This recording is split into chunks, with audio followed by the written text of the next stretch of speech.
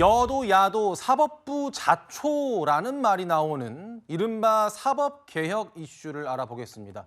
사법개혁을 두고 양당 대표의 SNS 공방이 거센데 정 대표와 장 대표 페이스북에서 SNS에서 서로 설전을 벌였습니다. 법원이 이 내란 재판부 등에 대해서 반발의 목소리를 내는 전국 회의를 갖자 정 대표가 다 자업자득이다. 특히 조희대 대법원장, 대선 후보도 바꿀 수 있다는 오만이 재판 독립인가라고 이야기했고요. 장동혁 대표는 이에 대항해서 조희대 대법원장을 겁박하고 나섰다. 위험천만하다. 그리고 민주당이 사법부 말살을 시도했기 때문에 대통령 재판 재개라는 부메랑이 될 것이다라고 맞받아친 겁니다. 그러자 정청래 대표는 다시 이런 글을 올렸습니다. 이게 이제 처음에 올린 글이고요. 다 자업자득이다라고 하니까 다음 그림 보여주세요.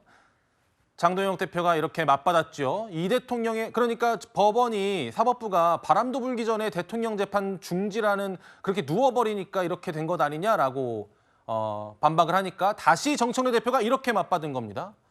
사법부 말살은 윤석열 전 대통령이 했던 거다. 내란 수계 피고인 윤석열이나 재판 똑바로 받으라고 전하라라고 다시 맞받은 겁니다. 이에 대해서는 여야 목소리 한 분씩 듣고 가겠습니다. 먼저 서재현 부위원장님. 네, 그 윤석열 관련을 떠나서라도 재판부의 불신은 사법부가 한 건 자업자득. 저는 정청래 대표의 말씀이 100% 공감되고 우리 온 국민이 다 이해되잖아요.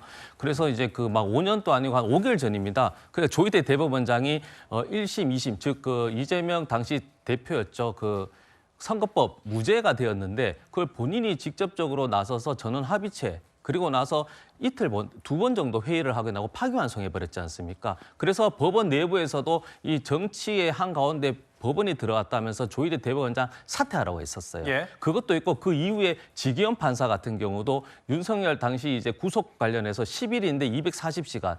대한민국 역사상 유일합니다. 이 한 분. 그리고 나서 또 김용현 국방부 장관. 이분 또 보면 1심의 구속기간이 60일이면 이례적으로 본인이 아닌 검찰에서 또 보석 석방 결정을 하게 돼서 다행히 특검이 다른 제목을 해서 구속영장을 재연장했었잖아요. 그리고 지기현 판사 개인에 대한 일탈 행위에 대해서도 법원 스스로가 맞다 아니다를 증명해 주셔야 되잖아요. 그렇다 보니까 우리 민주당도 그렇고 국민들 일부에서는 이 재판 자체가 마무리지 않습니까? 내란의 종식에 결론이 재판부에서 해야 되는데 이게 1심 뭐 예를 들어 3년, 4년 하다가 갑자기 재판부 교체해버리고 또 그러면 또 갱신 절차 거치고 하면 지연될 수 있다라 그런 우려 하나 하고 어떤 판사에 대한 어떤 신뢰성이 없기 때문에 예. 특별 재판, 그러니까 특별이라고 해서 이제 헌법 110조에서 자꾸 특별은 군사법원만 있다 보니까 특별을 빼고 이제 내란 재판 이렇게 조금 그 독립성과 신속성, 신뢰성을 담보하기 위한 어떤 시스템을 이야기하고 있는 거예요, 지금. 예, 송전 대변인님.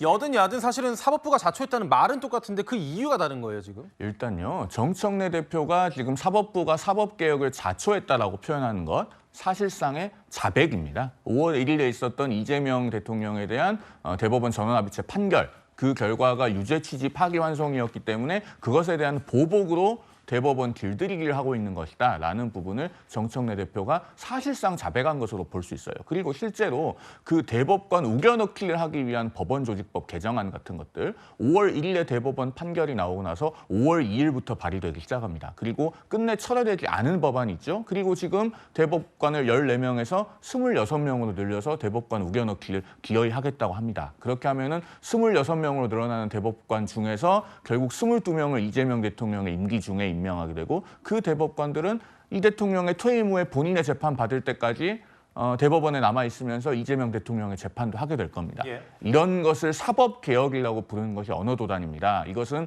대법관 우겨넣기 또는 대법원 길들이기라고 정확하게 불러야 된다라는 말씀을 드립니다. 네, 민주당이 내란 특별재판부 추진에 속도를 내는 가운데 당내에서도 처음으로 공개적인 반대 목소리가 나왔는데요. 당시 분위기 보고 오시죠. 사법기관이 어디까지 오염되어 있을지 모르는 상황에서 내란 특별재판부의 설치는 매우 시급한 내란 특별재판부 설치를 말씀을 하셨는데 똑같습니다. 윤석열이 국회 그 상권분립 정신을 무시하고 계엄을 발동해서 총칼을 들고 들어온 거와 국회가 힘이 세다고 마구잡이로 공격하는 것은 자칫 박희성 의원님 일단 신중해야 된다고 봅니다. 예.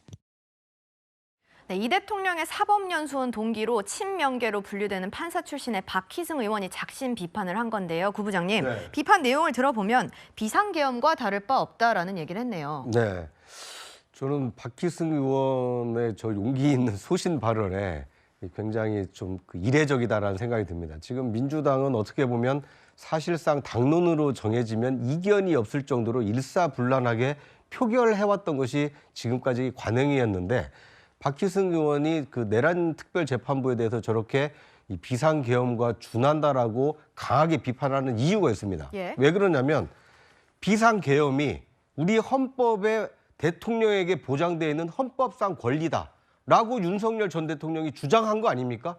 헌법에 명시되어 있는 그 규정이라고 해서 권한이라고 해서 행사해도 되느냐 그렇지 않느냐 이거에 대해서 민주당은 내란이라고 얘기를 하고 있는 것이고 윤석열 전 대통령 측은 헌법상 대통령의 권한을 행사한 것뿐이다. 이렇게 지금 맞부딪혀 있었습니다. 예. 물론 중재자인 헌법재판소가 그럼에도 불구하고 비상계엄은 잘못된 것이다라고 해서 대통령 파면을 한 것이죠.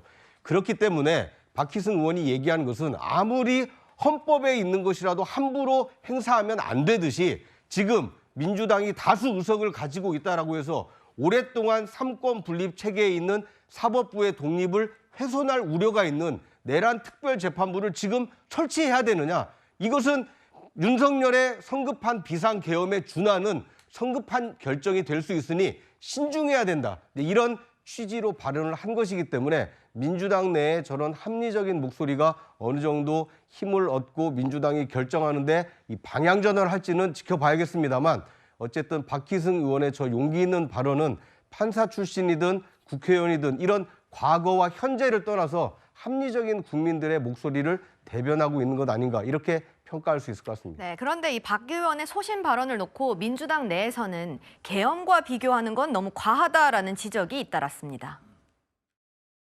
그 윤석열 전 대통령의 계엄과 비유하는 거는 그건 좀 과한 표현이었다고 보고요. 저는 이해가 안 됩니다. 위헌적 발상이다라는 그것도 잘못된 주장입니다. 네, 박희승 의원도 이후에는 이 위헌성을 지적하는 과정에서 계엄에 비유한 건 적절하지 않았다라고 한 발 물러섰습니다.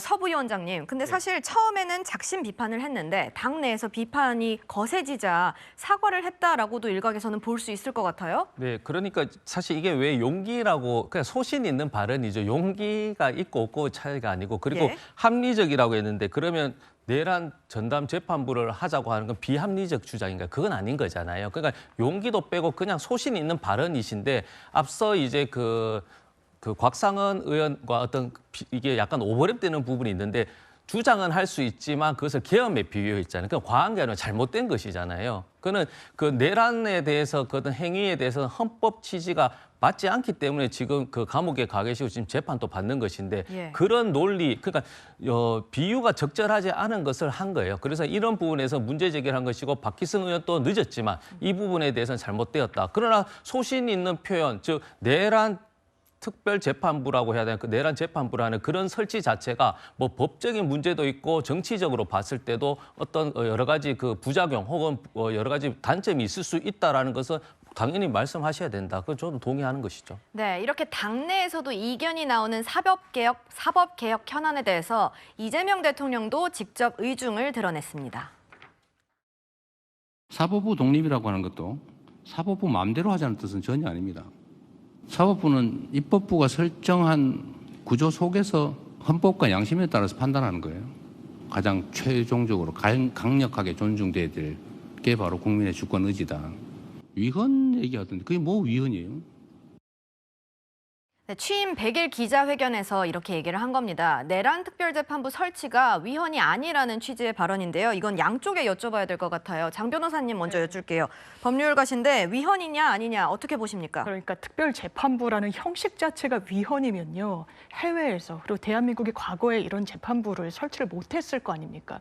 물론 이제 그 전당대회 과정에서 박찬대 의원 대표 발의로 이 안을 보면 법관을 추천하고 최종적으로는 대법원장이 임명을 합니다만 이 국민의힘을 제외한 야당과 민주당이 추천하도록 하는 방향에 대해서는 저도 문제가 있을 수 있다고 생각해요. 예. 위헌 소비가 있을 수 있다고 생각하는데 그거는 지금 논의 과정에서 덜어내는 쪽으로 가닥이 잡히고 있습니다. 그러면 이런 특별재판부와 관련해서 정말 위헌인지 기본적으로 과거에도요. 대법원에서 법원 행정처 기조실에서 이 세월호 특별재판부를 한번 고민했었습니다. 이 부분이 대외적으로 공표되지 않았다고 해서 논의하지 않았다는 말이 아니에요. 그렇기 때문에 그 당시에도 장점이 있었다는 겁니다. 왜냐하면 사실상의 집중 심리가 가능한 이 사안에 대해서 당사자도 많고 하니까 이해도를 높여가지고 대등재판부를 구성을 하면 사법 신뢰도 도모할 수 있고 국민들의 어떤 그 결과에 대한 수긍도 끌어낼 수 있다. 단점은 이게 예외로 운영되다 보니까 어떤 큰 현안과 사회적 참사가 있을 때마다 그럼 특별재판부에 대한 여론이 일어나는 거 아니냐 이 정도였지 위헌 논란은 없었습니다. 그 과정 중에서 가다듬으면 되는 거예요. 그런데 이거 자체가 이 형식이 마치 위헌적이라는 것은 법리적으로 맞지가 않고 특히나 계엄에 비유해서 이야기하는 거는 좀 수긍하기 어려운 측면이 있습니다. 네, 송 대변인님. 저는 장 변호사님 의견에 매우 수긍하기 어려운데요. 일단 첫 번째로 대한민국에서 그런 재판부를 설치한 적이 없습니다. 굳이 가장 비슷한 사례를 찾자면은 1962년에 국가재건 최고회의가 설치한 혁명재판소죠. 거기서 3.15 부정선거 관련자들을 처벌했는데 당시는 1961년 5.16 이후입니다. 민주헌정에 들어와서 우리나라가 그런 비슷한 재판부를 단 한 번도 한 적이 없어요. 두 번째, 세월호 당시에 법원이 내부적으로 검토했다고 하는 문건을 말씀하셨는데 그 문건 한 번도 대외적으로 공표된 적이 없습니다. 2018년에 이른바 사법농단 그 수사 과정에서 발견된 비공개 내부 문서 중에 하나인데 우리 대법원은 한 번도 그런 것을 공식적인 의견으로 채택한 적이 없고 오히려 2014년 5월 21일에 법원행정처가 발표한 세월호 종합대책 보도자료가 있습니다. 6장짜리 보도자료고 지금도 대법원 홈페이지에 올라 있는데요. 거기 보면은 특별재판부나 전담재판부에 특자나 전자도 안 나옵니다. 그 점을 분명하게 말씀드리고요. 세 번째로 이것은 명백하게 위헌입니다. 왜냐하면은 법관에 의해서 재판을 받을 권리의 핵심은 사건을 담당할 재판부가 어떻게 구성될지가 미리 규칙으로 정해져 있어야 되고 그 규칙에 따라서 재판부가 구성돼야 되는 것이 공정한 재판을 받을 권리의 핵심입니다. 지금 12.3 비상계엄 관련된 재판은 이미 한참 진행 중인데 그것을 내가 보기에 못 믿었거나 정치 권력이 보기에 조금 마음에 안 든다고 해서 룰을 바꿔서 재판부를 바꾼다. 이것 자체가 위헌적인 겁니다. 마지막으로 이재명 대통령이 그게 뭐가 위헌이냐라고 했는데 이것이 한 발짝만 더 나가면은 윤석열 전 대통령의 계엄과 다를 바가 없는 발상이 됩니다. 대통령은 헌법의 최종적인 해석기관이 아니고 헌법을 따라야 하는 존재입니다. 저렇게 본인이 헌법의 해석기관인 것처럼 자처하는 것. 그러면은 비상계엄이 헌법에 있으니까 내가 왜 못하느냐라는 발상과 다르지 않다는 점 정확하게 짚어드립니다. 두 법조인의 이야기가 상이한데 여기서는 팩트체크가 좀 필요할 것 같습니다. 그런데 다른 포인트를 좀 여쭤볼게요. 제가 박희승 의원이 발언하던 저 회의장에 있었습니다. 그 당시에 전현희 위원장이 최고위원이 뭐라고 했냐면 박희승 의원이 말한 내란 특별재판부 용어가 틀렸다. 내란 전담재판부다. 전담재판부는 법원이 산하 조직으로 만들 수 있다. 그리고 정청래 대표도 이거 국회 입법사항이라고 했습니다. 그래서 이렇게 여쭤볼게요. 장윤 변호사님. 네. 내란 전담재판부라고 하면 위헌이 아니다라는 설명인 것 같은데 네, 맞습니다. 그러면 내란 특별재판부라고 하면은 위헌이 됩니까? 아니요. 그게 약간 오해를 특별이라고 하면 약간 대단히 예외적인 것처럼 하잖아요. 그래서 대통령이 설명할 때도 이게 마치 단심제인 것처럼 1심에서 끝나는 것처럼 이해하시는 분들도 있어요. 특별재판이라는 게 뭐 군재판 이런 경우가 그런 경우가 해당 사항이 있으니까요. 그게 아니라 그렇다면 전담이란 표현을 씀으로써 오해를 좀 불식시키고자 하는 그런 의도가 있는 것 같습니다. 특별로 가도 위헌 아니다? 예. 왜냐하면 기본적으로 이 양형식이 아까 그런 전례가 없다고 그러시는데 전례는 대한민국에도 많고요. 3.15 부정선거 때뿐만 아니라 반민특위 특별재판부도 있었고 해외에서 그러면 내란범, 정치범에 대해서 왜 이런 전담 특별재판부를 설치하겠습니까? 법원에서 내부 문건으로 공표하지 않았다고 해서 검토하지 않았다? 이 논리에도 동의하기 어렵고요. 이건 기본적으로 형식 자체를 논의하지 못한다는 거야말로 저는 정치적 공세라고 생각합니다. 송 전 대변인님, 거꾸로 여쭤볼게요. 전담이라고 하면 그것도 위헌입니까? 위헌입니다. 왜냐하면 현재 이미 사건이 진행 중이기 때문이에요. 이런 것은 우리 법원이 한 번도 한 적이 없다는 거 제가 다시 한번 말씀드립니다. 2018년 이른바 사법농단 사건 때 법관이 재판의 대상이 되기 때문에 그런 식의 특별재판부든 전담재판부든 별도의 재판부가 담당하게 해야 되는 것 아니냐라고 하는 논의가 우리 사회에 있었습니다. 그리고 민주당 박주민 의원이 관련된 법안을 발의하기도 했죠. 그 법안 법사위 통과도 못하고 임기 만료로 폐기됐는데요. 그런 법안들이 나왔을 때 안철상 법원행정처장이 국회에 나와서 그런 것은 헌법에 부합하지 않는다고 의견을 밝혔습니다. 실제로 실행된 적이 없습니다. 다시 한번 말씀드리는데 1962년 혁명재판소 이후에 이런 비슷한 것을 언제 했는지 정확하게 한번 사례를 제시해 주십시오. 우리 헌정사상 단 한 번도 없습니다. 그런 알겠습니다. 것을 하면 위헌이기 때문입니다. 오늘 국민의힘 장동혁 대표는 부산을 찾아서 일정을 소화 중인데요. 여기서 사법개혁, 이른바 사법개혁에 대한 입장을 내놨는데 이런 얘기를 했습니다. 들어보시죠.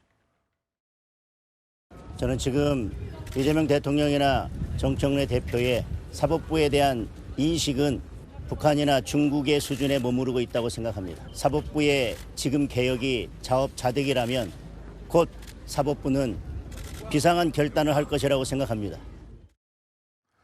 구장훈 부장님, 사법부의 비상한 결단이 뭘까요? 글쎄요, 이건 이제 추정의 영역입니다. 지금까지 그 6.3 대선이 끝나기 전까지 이재명 대통령이 받고 있었던 5개의 재판이 있습니다. 예. 그런데 6.3 대선에서 이재명 대통령이 당선함으로써 그 재판은 지금 무기한 연기가 된 상태입니다. 특히 그 대선 전에 대법원이 판결한 그 유의미한 재판이 무엇이었냐면 이 선거법 위반과 관련해서 항소심 재판 결과를 파기환송, 그것도 그냥 파기한 것이 아니라 유죄 취지로 파기환송한 일이 있습니다. 예. 만약 사법부가 이 선거법 재판, 연기됐던 선거법 재판을 재개해서 유죄 취지라는 대법원의 파기환송심을 어떻게 판단하느냐, 이것에 따라서는 또 다른 논란의 불씨가 생길 수 있는 겁니다. 저는 장동혁 의원 대표하고 전혀 교감은 없습니다만 만약 사법부가 비상한 결단을 한다면 지금 민주당이나 또는 이재명 대통령이 대선 전에 받고 있었던 이런 사법 리스크가 사법 절차에 따라서 재개될 수도 있는 거 아니냐. 근데 이런 관측을 좀 한번 해볼 수 있지 않나 하는 생각이 듭니다. 알겠습니다.